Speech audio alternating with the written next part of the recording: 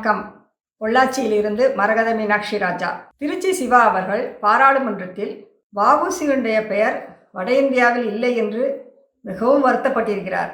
பாவம், ரொம்பவே வருத்தப்பட்டிருக்கிறார். இவர் தமிழ்நாட்டில் அதிகாரத்தில் இருக்கிறாரே, எத்தனை பல்கலைக்கழகத்திற்கு வ.உ.சி.யின் பெயர் வைத்திருக்கிறார், எத்தனை நூலகத்திற்கு வ.உ.சி.யின் பெயர் வைத்திருக்கிறார். இவர்களுக்கு பாராளுமன்றத்தில் சிலை வைக்க வாய்ப்பு கிடைத்த போது வ.உ.சி.க்கா சிலை வைத்தார்கள்? முரசொலிமாறனுக்கு சிலை வைத்தார்கள். முரசொலிமாறன் என்ன தியாகம் செய்து சிறைக்கு சென்று சுதந்திரம் வாங்கித்தாரா? இப்பொழுது பாராளுமன்றத்தில் வ.உ.சி.யின் பெயர் வட இந்தியாவில் இல்லை என்று கூறுகிறார்.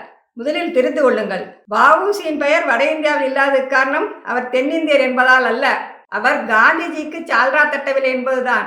உங்களுக்கு தெரியுமா வட இந்தியாவில் எத்தனை பேர் சுதந்திரத்துக்காக போராடினார்கள் என்று? பிபின் சந்திரபாலருக்கு வட இந்திய தெருக்களில் பெயர் இருக்கிறதா அல்லது தென்னிந்திய தெருக்களில் பெயர் இருக்கிறதா? தமிழ்நாட்டில் யாருக்காவது அவரை தெரியுமா? இன்னும் அரவிந்தர், சித்தரஞ்சன் தாஸ், குதிராம் போஸ், இன்னும் ஏராளமான பேர் வட இந்தியாவிலும் சுதந்திரத்துக்காக போராடினார்கள், தென்னிந்தியாவிலும் சுதந்திரத்துக்காக போராடினார்கள். அவர்கள் பேரெல்லாம் ஏன் தெரியவில்லை? அது காந்தி நேருவின் கூட்டுச்சதி.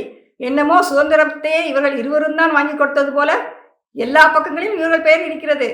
அதனால் வ.உ.சி.யின் பெயர் வட இந்தியாவில் இல்லை என்பதற்கு ஒரே காரணம் அவர் காந்திஜிக்கு சால்ரா தட்டாததுதான். அவர் தென்னிந்தியார் என்பதால் அல்ல. வட இந்தியாவில் உள்ள பல தலைவர்களுக்கும் இந்தியா முழுவதும் எந்த புகழும் இல்லை.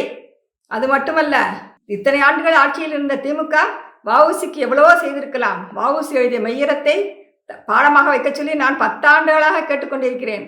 அது ஒரே வரி ஆத்திச்சூடி போன்றது. அதை இவர்கள் ஏறெடுத்தாவது பார்த்தார்களா? வ.உ. சிதம்பரம் பிள்ளை என்ற பெயரை வ.உ. சிதம்பரனார் என்ற சுருக்குவதில் தான் இவர்கள் கவனம் இருக்கிறது. மோடி அவர்கள் எவ்வளவு அழகாக வந்தே மாதரம் பற்றி பேசும்பொழுது வ.உ.சி. கப்பல் ஓட்டியதை பற்றி பெருமையாக வ.உ. சிதம்பரம் பிள்ளை என்று குறிப்பிட்டு பேசுகிறார். இதைவிட நமக்கு என்ன பெருமை வேண்டும்?